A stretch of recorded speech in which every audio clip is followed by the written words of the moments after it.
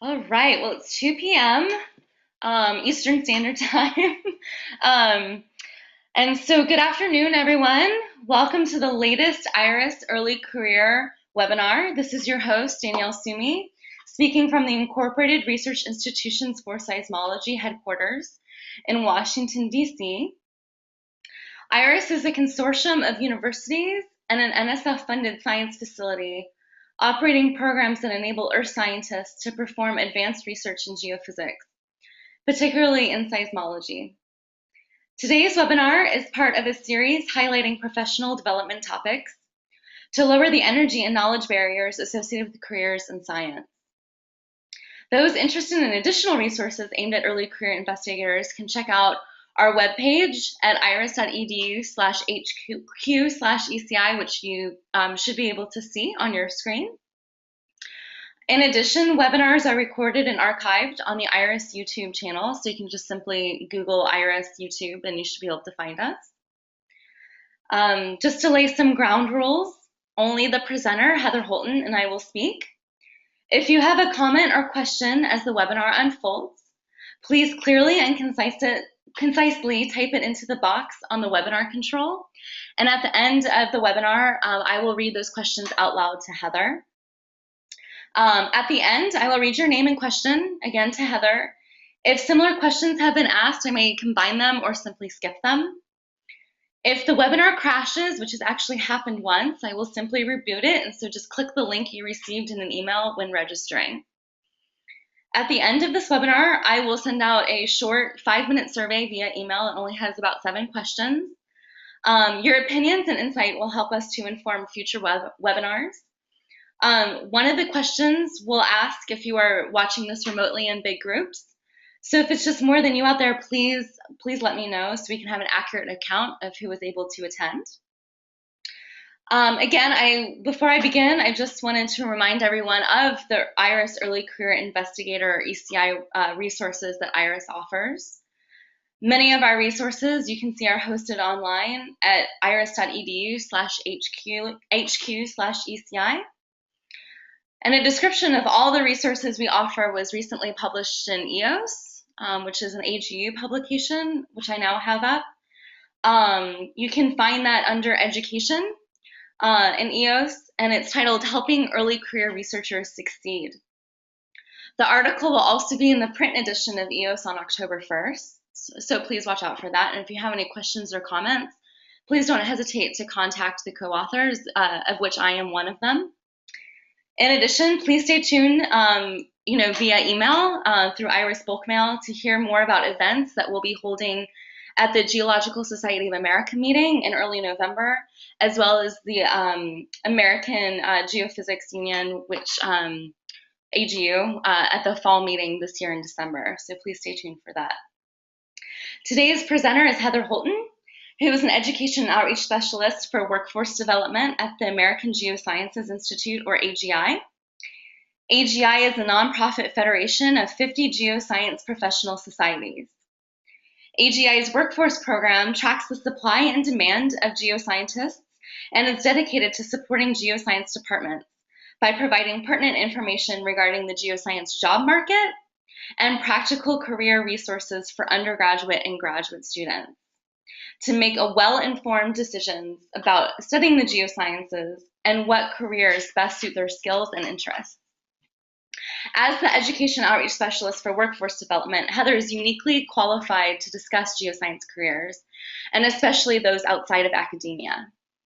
Without further ado, here's Heather to talk about thinking differently about geoscience careers. Thanks, Heather. Thank you so much for the introduction. I have been with AGI for over 4 years as a workforce development and their education and outreach specialist, and so my talk will address several key things with you today. First, I want to talk about how to start thinking about your career pathway and what tools you already have to build a career that's actually unique to you and to your strengths and to your interests. Secondly, I will provide a little bit of context about today's current outlook on the geoscience workforce, what are some of the trends we've seen, and what do we expect to see in the next 5 to 10 years or so. Third, I will talk about what skills are needed to find gainful employment and persist in your career. And this part of the discussion will include talking about transferable skills and technical geoscience competencies. And lastly, I will be discussing the importance of networking and some helpful tips on how to do it. And I'll also provide a list of resources at the end of my talk, which you may find helpful when considering your job search. So hopefully you'll find that helpful.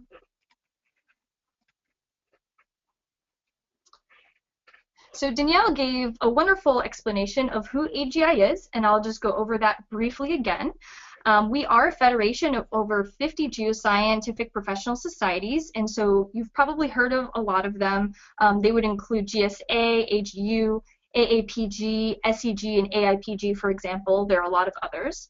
And because we have this federation, we actually represent over 250,000 geoscientists nationally and globally.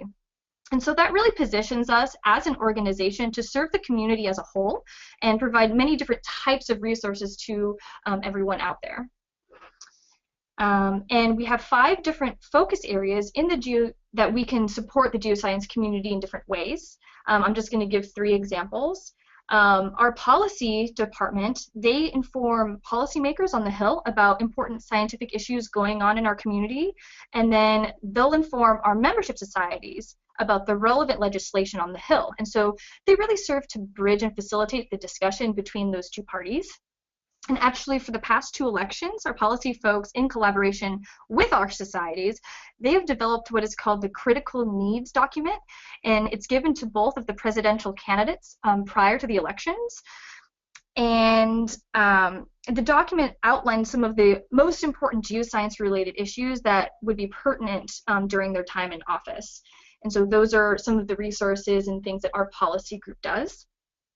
I'm in the workforce department, and like Danielle said, we track the supply and demand of geoscientists, and we do that by collecting and aggregating some of those data from industry as well as data from the government. And then what we do is we also develop and administer our own surveys to collect our own data about what is going on in the workforce with students, graduation rates, salaries, what are the types of jobs students are going into and things of that nature. And so from those data, what I do is I develop those useful career resources for academics, for students and recent graduates, and also for non-academic professionals, and really serve as that middle point, that bridging to connect academicians with employers throughout all of the industries. The last example I'll give you is with our K-12 education and outreach folks. And they're actually responsible for developing and promoting the Earth Science Week toolkits. So here's a little plug for you, is Earth Science Week this year is from October 11th through 17th, so you can get our toolkits by going on the AGI website, which is www.americangeosciences.org.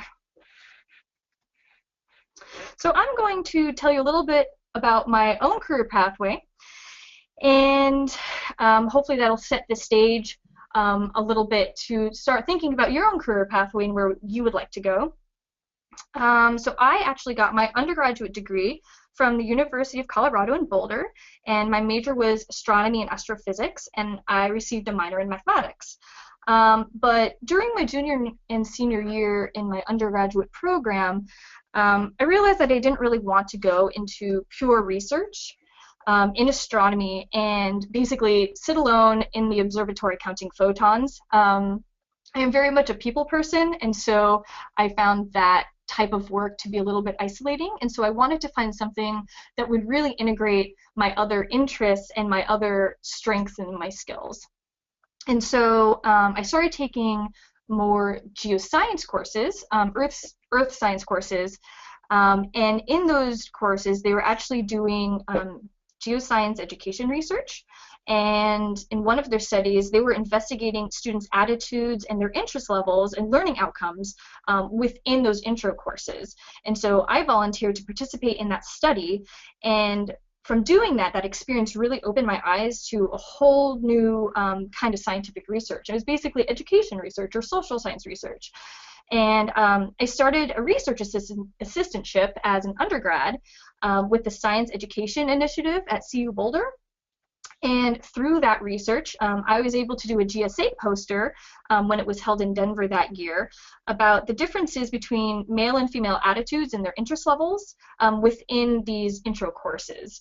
And so from there, because of that research, I went on to go to Purdue University and I got my Master's of Science in their Earth and Atmospheric and Planetary Sciences department. And my thesis focused on why students chose the geoscience major and what types of careers did they want to pursue once they graduated, and that obviously fits in perfectly to the kinds of work that I do here at AGI. So that's been really, I've been really fortunate to find such a unique career path that really integrated a lot of my interests and a lot of my skills. So now I want you to start thinking a little bit about your own career pathway and where you might want to go or what options are really out there that are available to you. And so typically when I give this presentation to an audience in person, I will pose these 3 questions at separate times. And typically I want to emphasize what are some of the things that you already know about and what are some of the geoscience or just science related interests that you have, and then look at what are some of your hobbies outside of the geosciences. And I want my audience to really start thinking about how these questions are not in fact totally separate from each other. They're actually very much integrated. And after that discussion, I probe my audience to think about all of the different types of skills that are actually needed to be successful in these endeavors, and whether they're science related or academically related, or if it's something completely random from one of their hobbies, their favorite hobbies, and what skills that you're actually learning and how can those be applied to a career that you may want in the future. And so the key here is learning how to use and apply those skills to really build a career that's tailored to you and your interests and to your strengths. And those other life skills that you've learned outside of class, those are really relevant and transferable to your future career. And so that's kind of the point I make when I bring this slide up. I want to discuss with you this infographic, which is an image that my colleagues and I developed to help faculty, students, recent graduates, and other professionals or folks who are looking to go into the geosciences really think about the geoscience workforce differently. So I know that this graphic is a little bit hard to read. And there's a lot going on in it, so I'm just going to give you a couple of seconds to look through it, and then I'll go through and explain a little bit more about the slide.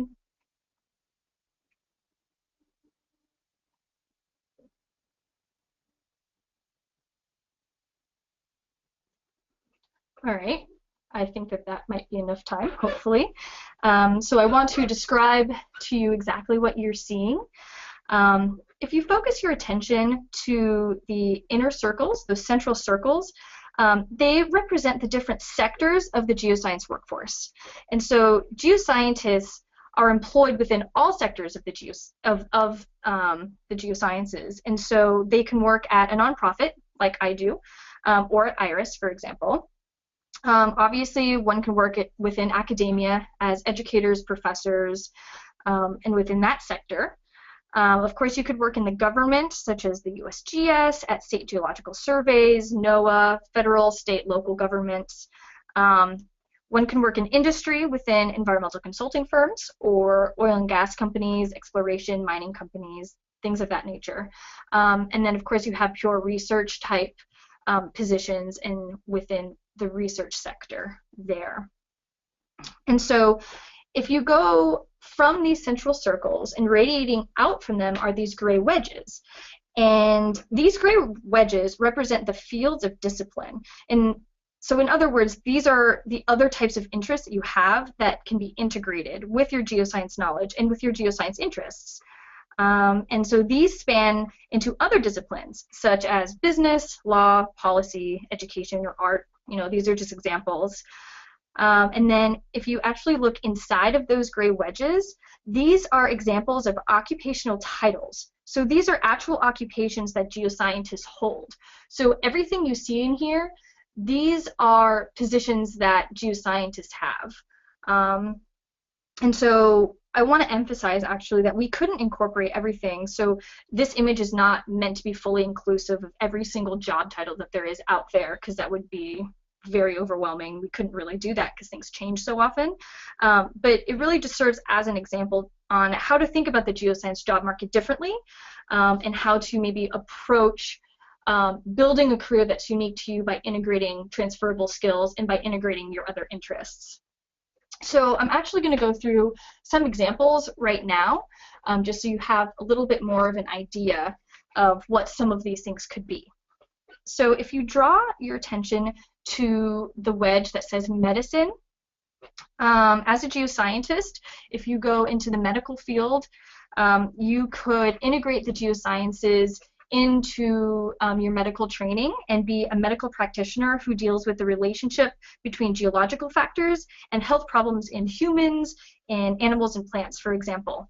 And health problems that they work with include exposure to toxic levels of mercury and arsenic, exposure to natural dusts and radioactivity, or investigating the health effects of dust and particulates in the air after volcanic eruptions.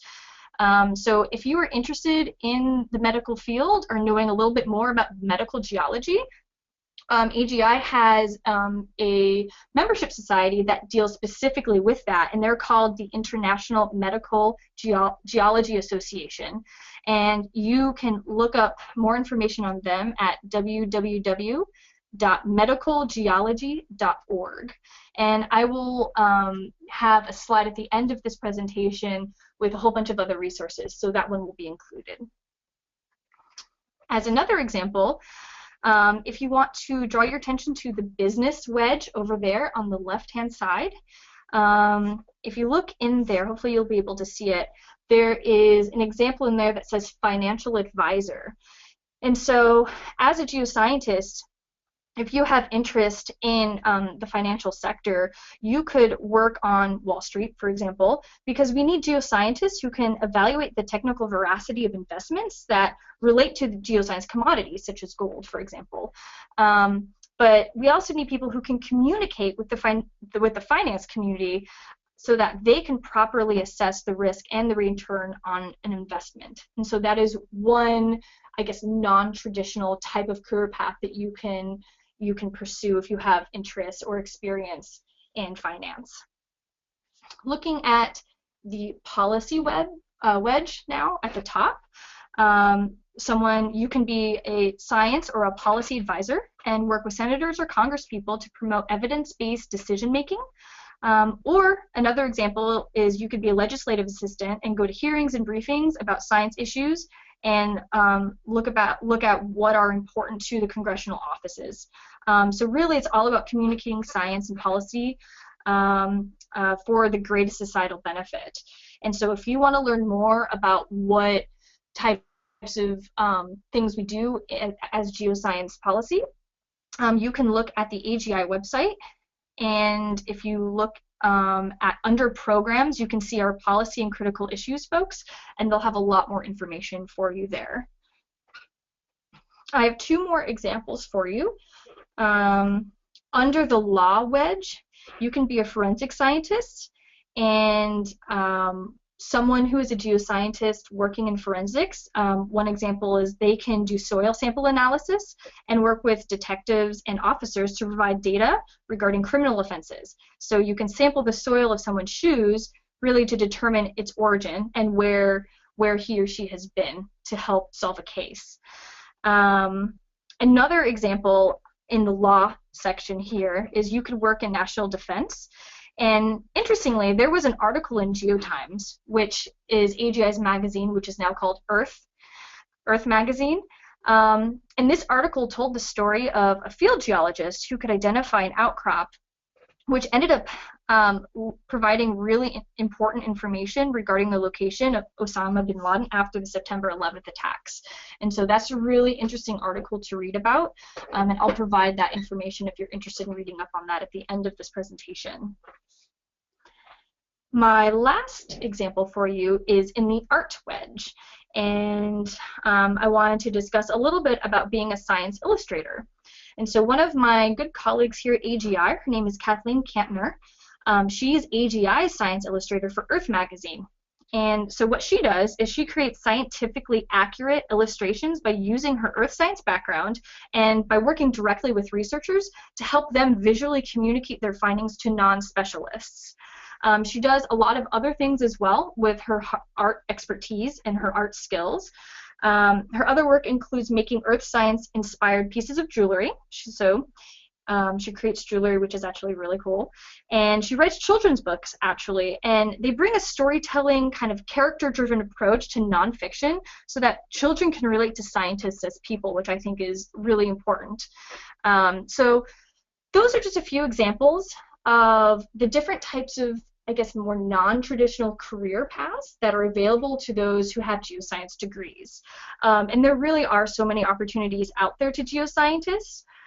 So as I move on in my next portion of my presentation, I'll talk a little bit more about the workforce trends to give you a little bit of context and what's going on, and then talk to you about how do you actually obtain some of these opportunities.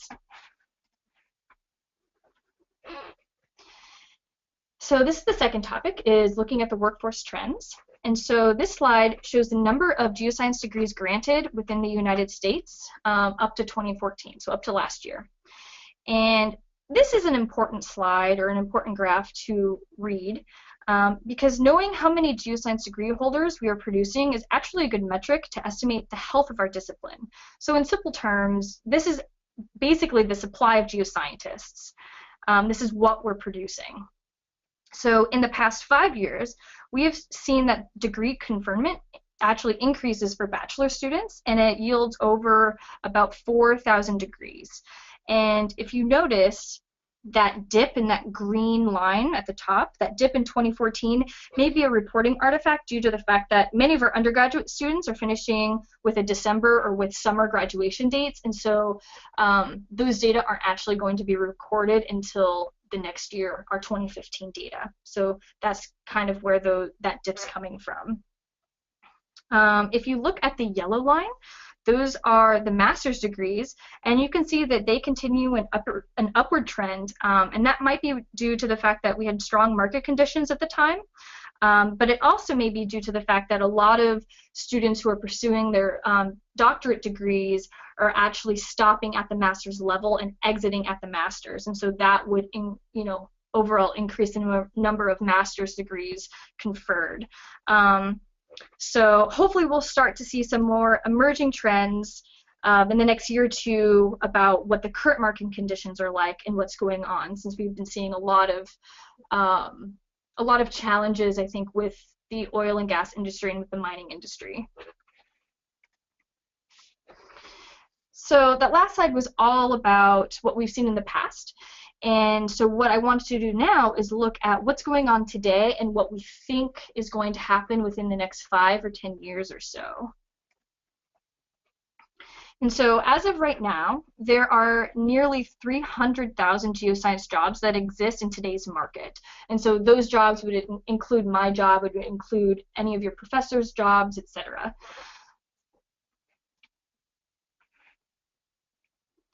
This graph, hopefully you can see it now, this shows the age distribution of non-academic professionals who are members of in 4 of AGI societies.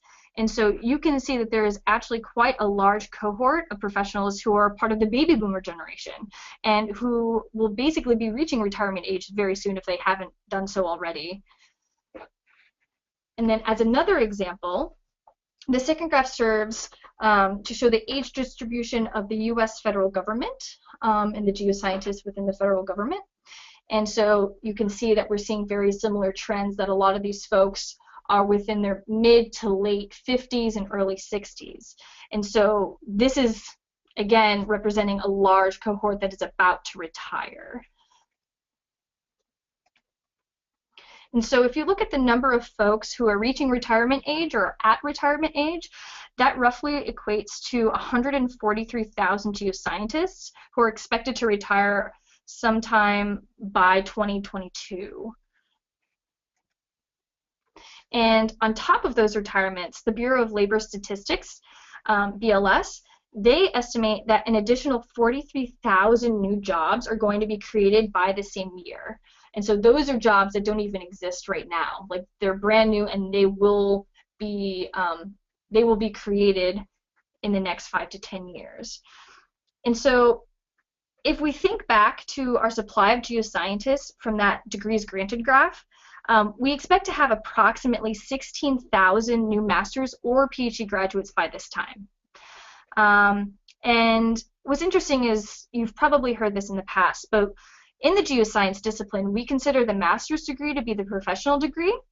And so typically, folks who have a master's degree and they intend on going into industry and outside of academic type careers, having that master's degree yields the most opportunities for career advancement within the profession.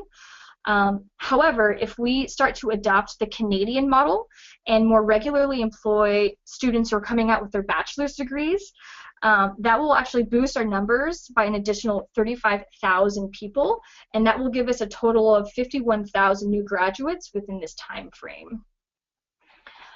Unfortunately, even though we're able to produce that many graduates with geoscience skills and degrees, we're still left with a net deficit of over 135,000 geoscientists by 2022.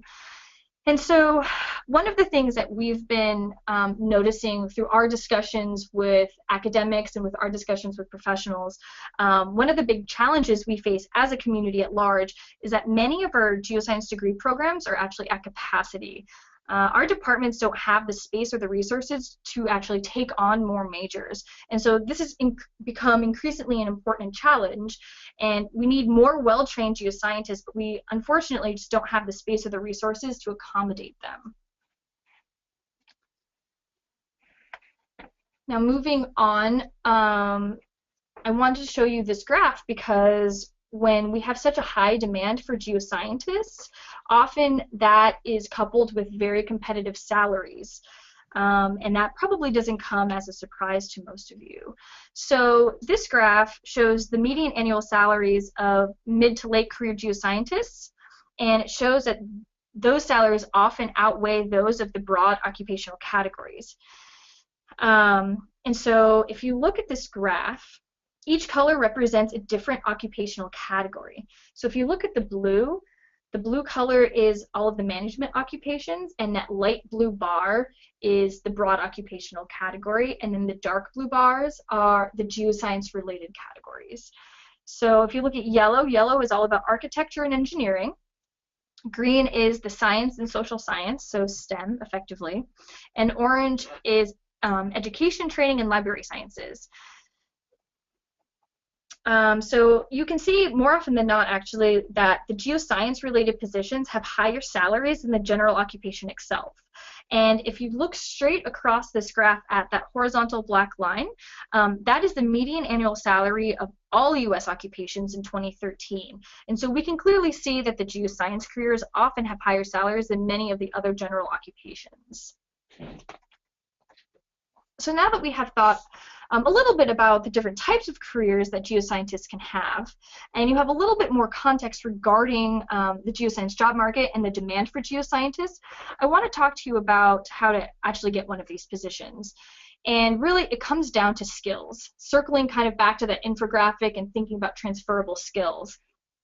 So I want to discuss with you a little bit about geoscience competencies and how they're important to our profession.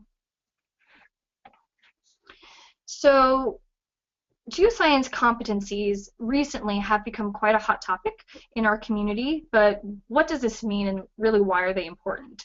So if you look at the Department of Labor's Competency Model Clearinghouse, they have a frequently asked questions page, and they define a competency as, and I'm quoting them here, a competency is the capability to use or apply a set of related knowledge, skills, and abilities required to successfully perform critical work functions or tasks in a defined work setting.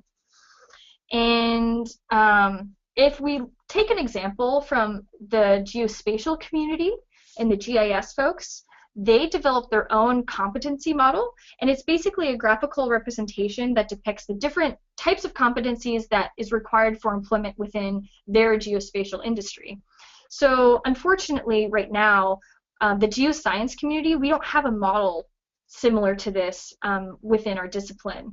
But a couple of years ago, AGI and the Association of American Geographers, that's AAG, we received funding from the National Science Foundation to investigate competencies within geology and geography master's programs.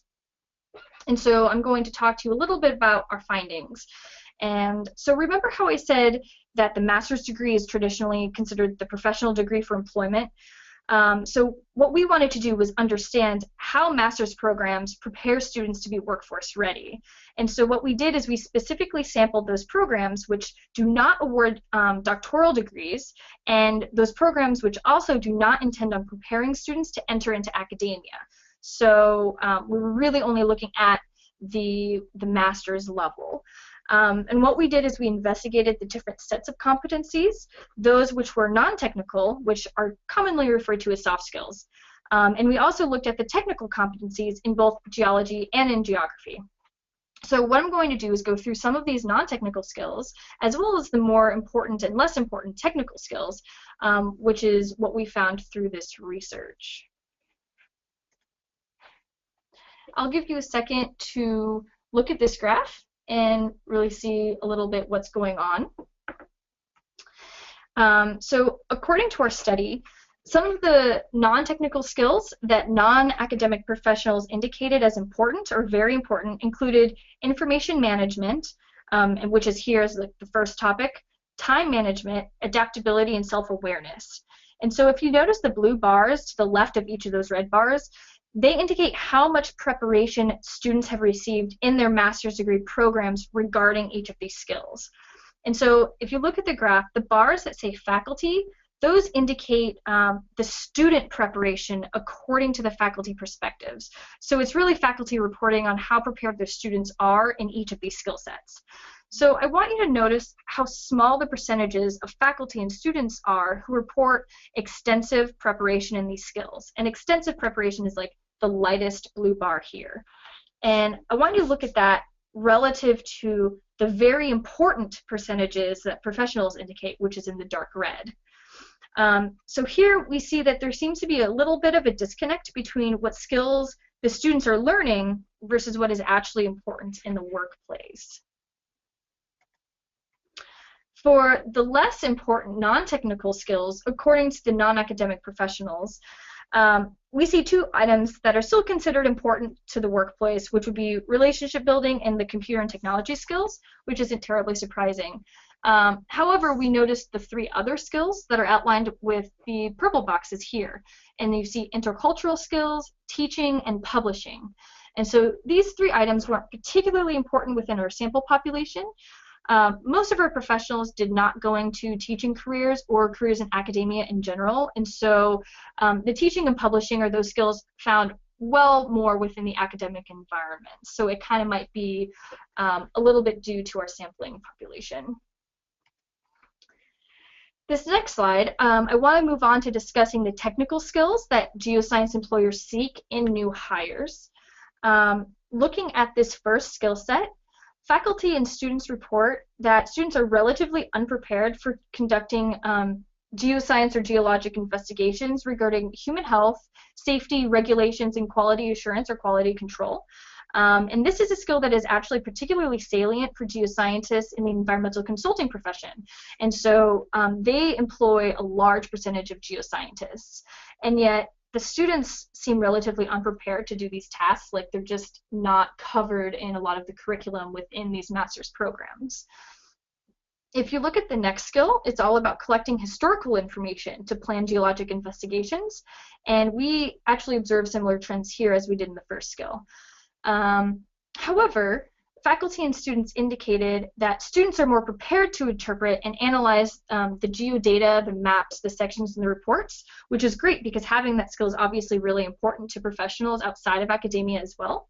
And so students are well equipped to prepare and analyze and interpret the logs, the cross-sections, and the maps. And so we see that nearly 80% of the professionals indicated that this is vital to their careers. But overall, we're observing an emerging trend that students work really well with concrete and well-bounded data sets. They can manipulate the data, they can work with it, analyze and interpret the data really, really well. Unfortunately, we're noticing that they might be missing some of the more applied skills, which focus on understanding the full context of the complex problems and with developing creative solutions when given a diverse tool set. And so that might be one of the things that we're starting to see from these data.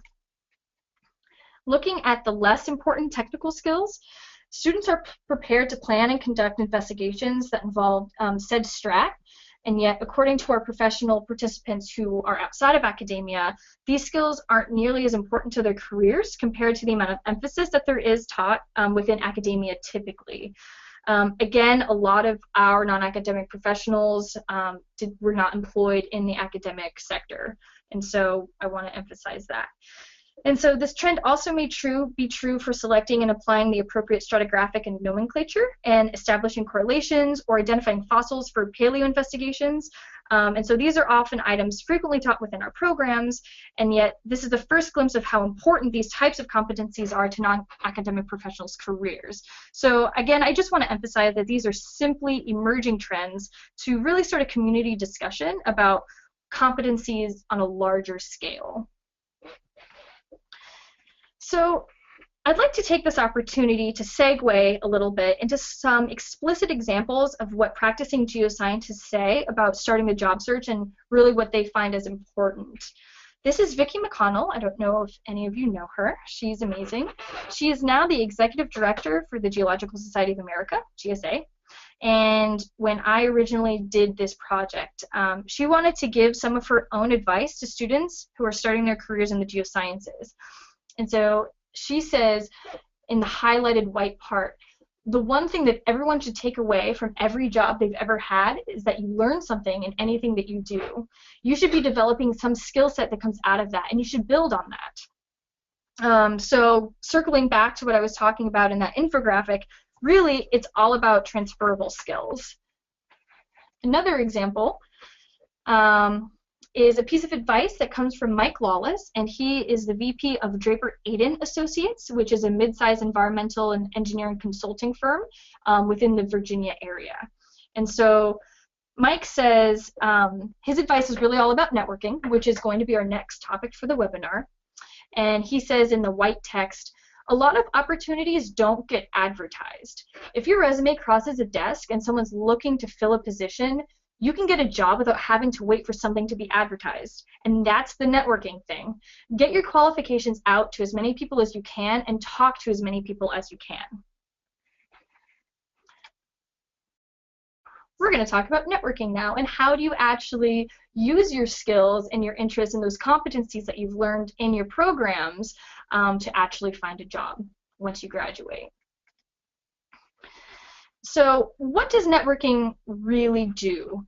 Meeting and talking with professional geoscientists outside of your normal circles can give you tips on where some of these unlisted positions are, just like how Mike was saying, and learn more about them. And really, networking is an exponential process. It's the whole idea of like 7 degrees of separation. Your career is out there, but it's about who you know and how you can connect with them and connect with the people that you don't even know yet. So most importantly, something that I've learned is it really takes time, a lot of time, to build professional relationships. Someone isn't really going to hand you a job after meeting you for the first time at a conference once a year ago. They're just not going to remember who you are. So networking should really start as early as possible in your career. And when you meet a professional at a meeting or at an event, you know, it's wise advice just to follow up afterwards, stay in touch, because it really can take years to build that rapport with an individual and for him or her to get to know you and get to know your work. And so the idea that I've learned behind following up and building these connections is to be, quote, like pleasantly persistent. And so there are different types of networking, and networking can happen in informal or informal situations. And really, it can happen at any time. So an informal networking can happen at a conference when you're out and about, and really can happen anywhere, like I was saying. And what's great is it's great to have a set of questions memorized for when this does happen. For more formal networking situations, I'm going to concentrate on one in particular, which is called the informational interview. I don't know if any of you have heard of that before, but I'm going to go through a little bit of what an informational interview is. So really, it's a networking strategy to meet someone new or catch up with like an old acquaintance and learn more about a field that you're interested in. And the information you collect from the interview could help you make yourself more marketable to that particular discipline or to that particular profession, and you just learn more information. And so your ultimate goal really is to get a job, but you can't exactly ask for one outright, and so how should you do it? The first step is to figure out who to network with. And if you don't really know who to speak with yet, if you don't have any real connections with a particular firm or company, just try Googling companies that you're most interested in, and try to identify the scientists on staff whose projects look like there's something that most aligns with your interests and your skills. And then honestly, like, try at all costs to avoid the HR representatives. And depending on the company, that can be really difficult, but a lot of times HR is there kind of to set up as a block for you, which gets really frustrating.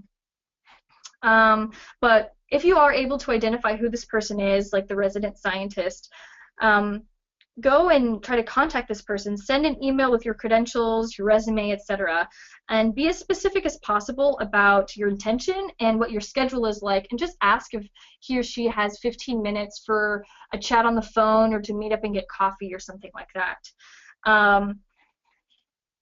The thing here that's really difficult is waiting for that response. If you don't hear back, follow up with a phone call.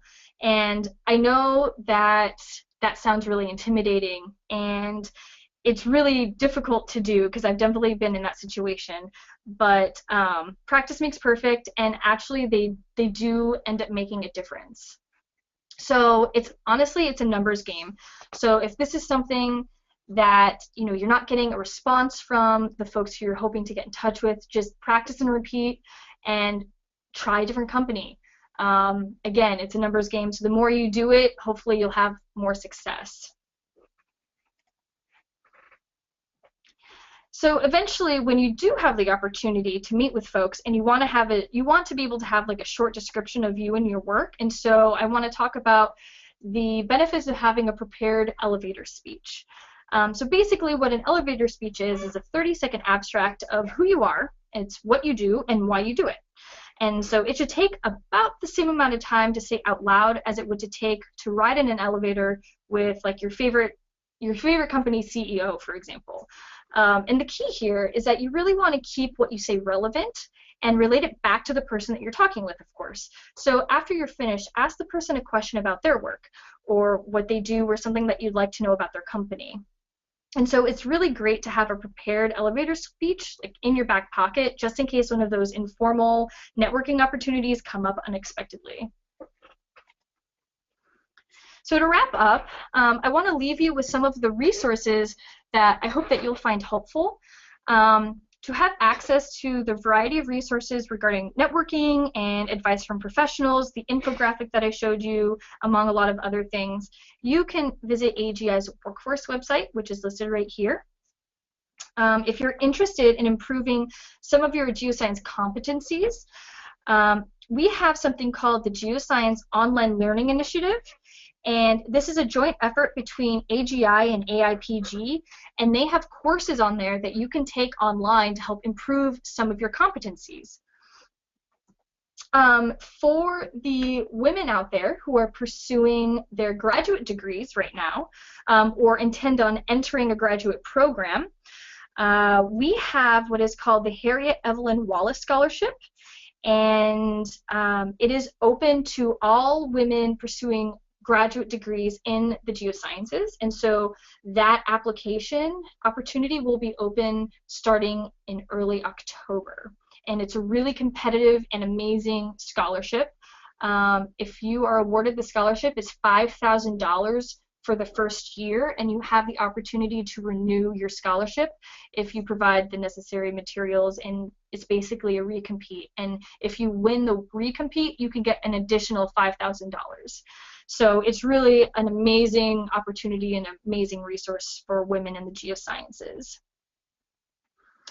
And finally, if you're interested in seeing all of the competencies that were covered in my research, the Geoscience Career Master's Preparation Survey, those competencies graphs I was showing you, you can download the PDF of the report for free, or you can purchase it online as a hard copy. And lastly, I've spoken a lot about some of the other resources during the webinar, and I wanted to give you the direct links to these items. And so if you're interested in the medical profession, here's the link to the International Medical Geology Association. If you have interests that follow more of like the policy pathway, you can check out AGI's Geoscience Policy Program right here. And actually, for the forensics, in my travels earlier this year, I met with a geoscientist. Her name was Heather Hanna, I believe, and she had a GSA poster that provided evidence towards a murder case that was solved using her data as a geoscientist. And her research is fascinating for those interested in forensic geoscience, and so this link will take you to her abstract for that poster.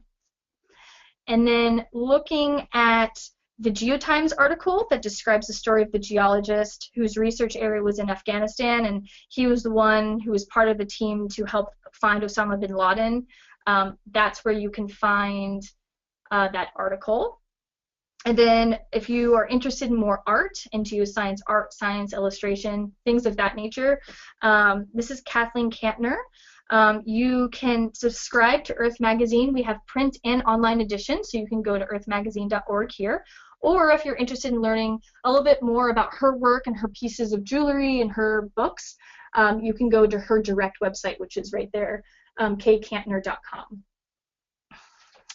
If you want to learn about how to become a licensed geoscientist in your state and you don't know where to find information for doing that to become a PG, you can take the ASBOG Fundamentals of Geology exam, and so you can check out their information here for more information. And we work with ASBOG quite often, and they were responsible.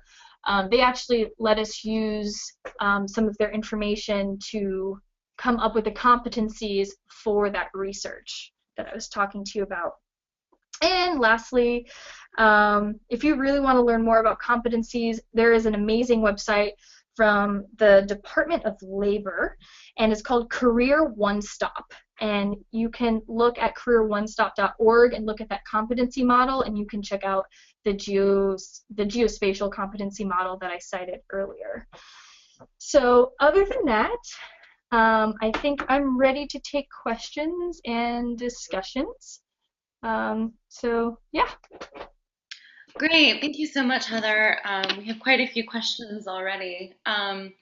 Just a quick question on the bar graphs that you showed. Is like the abbreviation IMP, does that mean professor's impressions? Is that?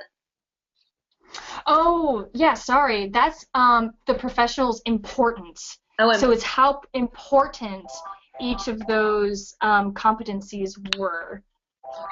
So let me go back to these graphs. There's a lot to scroll through here, sorry. Yeah, so if you look at the faculty here, that's about faculty's perspectives on how prepared their students are, so there's students that they're teaching or advising. And then students is what their perspectives are, like how prepared they feel. And then the professional prep, that's how prepared the professionals were from their master's programs. And then the professional importance, that's how important each of those competencies are to their current positions as non-academic professionals. Okay. Great. Okay. And then back to the career wheel. What Uh-huh. have you done a study of what the demand for geoscientists in each of those wedges has been? No, we haven't done anything like that specifically. That's actually quite a good idea. I think something like that would be a little difficult because, with the geosciences basically has quite a cyclic nature, especially with oil and gas and commodities and things of that nature. So I'm not sure how we would be able to get the information for each of those wedges and be able to keep it updated accurately. But that is definitely something I can look into. That would be actually really helpful to be able to do that. Right. And you briefly mentioned about the oil industry, and we Hmm. actually have a couple of questions about that specifically because of the current oil price and the impact on the job market. Um, Yeah. and I just wanted to make mention too that we have a webinar that's on our IRIS YouTube website that was given by Fred Schroeder, formerly of Noble Energy, specifically about this. So if people want to Hmm. check that out, it was about careers in the oil and gas industry and talking about his career and also his outlook on how the oil and gas industry is going to look for the future. Um, but we specifically had a few questions about, given that the current price of oil and fewer opportunities in the oil and gas industry, you know, obviously it sounds Hmm. like your projection of your numbers change, but also, Yeah. um, like from what people are hearing, I mean, it's pretty nerve-wracking to hear about the industry and that specifically that people are staying longer in their jobs and not really retiring at the rate Yeah. that that was, projected. Um, Hmm. I don't know if you have any comments about the oil. Yeah, yeah. There are kind of two things in that. First, with the retirements. Yeah, this is a question that I've gotten for the past several years. And sure, people are definitely staying a little bit longer in their positions now, even as they age. Um, but honestly, like that can really only hold out for so long. And anecdotally, I've seen so many of my great colleagues and folks that I've worked with over the years, and they're all starting to retire within the past year. Like it's going to happen, it is happening, and really it is going to change kind of the dynamics of our workforce. But one of the challenges is we don't actually have too many folks in their mid-career positions, so those who are basically in their 40s, late 30s to 40s. We don't have many people in the geosciences to fill those positions. And so what we're looking at is we're going to have to backfill that with folks from other disciplines, such as engineers, physicists, and those who don't really have a lot of exposure to earth science concepts and have like a foundational education on geoscience in itself. And so it's going to kind of change the nature of how things work, but things are moving in that direction. The second thing is with the oil and gas prices that you mentioned. We have been seeing a lot of layoffs this year in particular. And in general, we've always known that the geoscience profession and a lot of these types of disciplines in oil and gas and mining, they're very cyclical.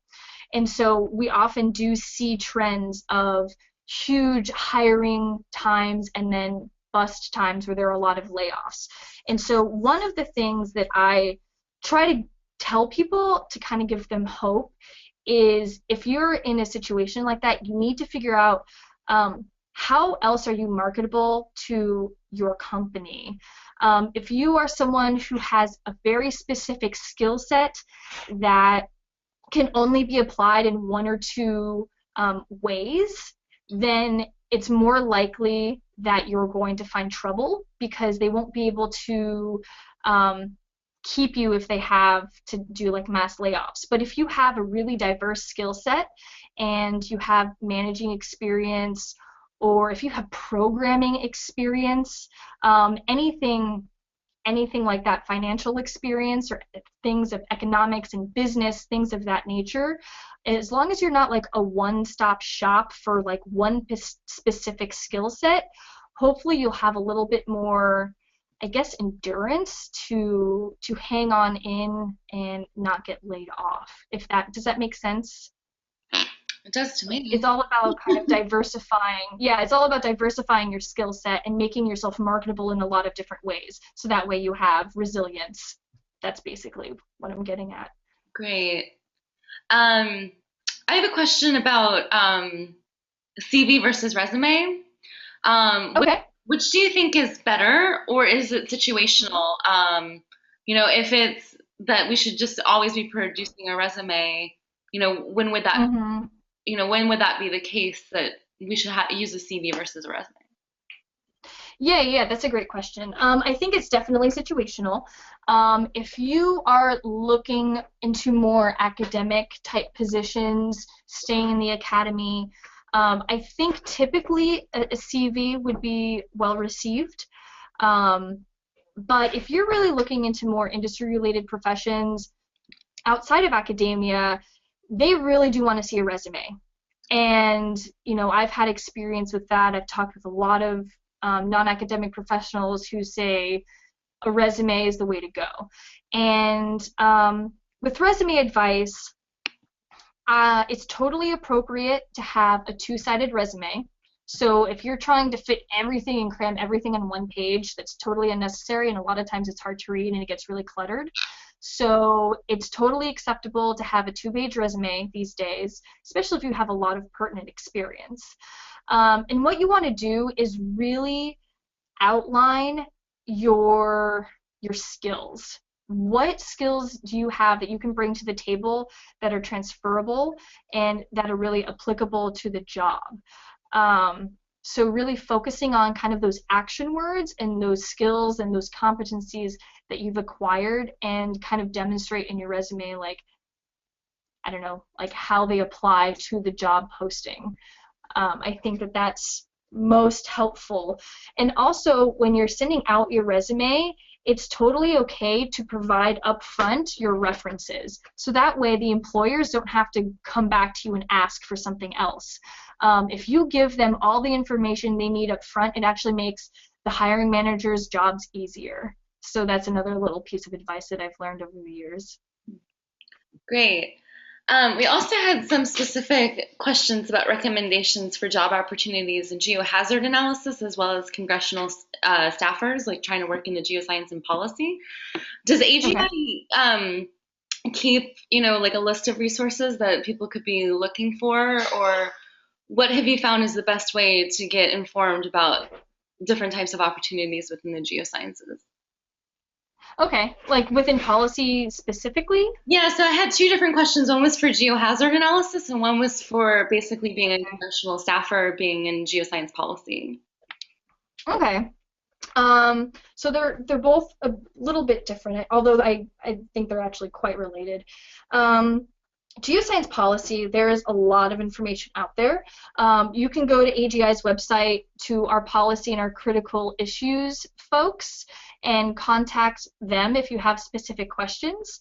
Abigail Steedler is amazing, and she can give you a lot of information about the different types of career opportunities and things that, if you have various interests in what to do and, how to pursue a career in geoscience policy, you can talk with her. But you can also look at AAAS. They have their policy fellows, and AGU also does as well. And so if you look at AGI's website, let's see if I can pull it up. AGI's website, we have membership societies that have all of our, right here, it has a list of all of our membership organizations, and so you can look through our membership organizations and see what types of things that they're doing in the policy realm. AAPG also has policy people, and they actually are housed within AGI's building. For geohazards, a lot of that is at the state level, statewide and federal level, and so you can look into more government type positions, whether it's with NOAA, USGS, the state surveys do a lot of things with hazard mitigation, and it depends on what type of hazards you're talking about too. So if you're in California, anything to do with earthquakes, drought, landslides, anything like that, they do a lot of work. Dogami, which is the Oregon State Survey, I believe they do a lot of stuff with hazards as well. So there is a lot of information out there. I guess to answer your question, I don't know if there really is any one particular website or clearinghouse that has a list of all of these different things, which is one of the challenges we face as a community when we're all looking for jobs. So I wish I could have a better answer to that. Right. I think, given that it's 3 p.m. Eastern, I think it's time to wrap up. So sorry, there's a few more questions. Some of them are pretty specific. So would it be okay if those people email you, Heather? Would that be fine?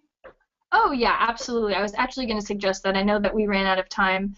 If you do have a specific question for me and you're just looking for alternative pathways to try to fit your skills, your interests, stuff like that, please feel free to email me a short description of what you do and a specific question or two about like where to look, and hopefully I'll be able to point you in the right direction. Great, thank you. I appreciate it, Heather. Thank you so much for giving this webinar.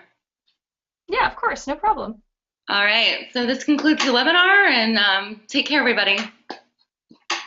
Bye, Heather.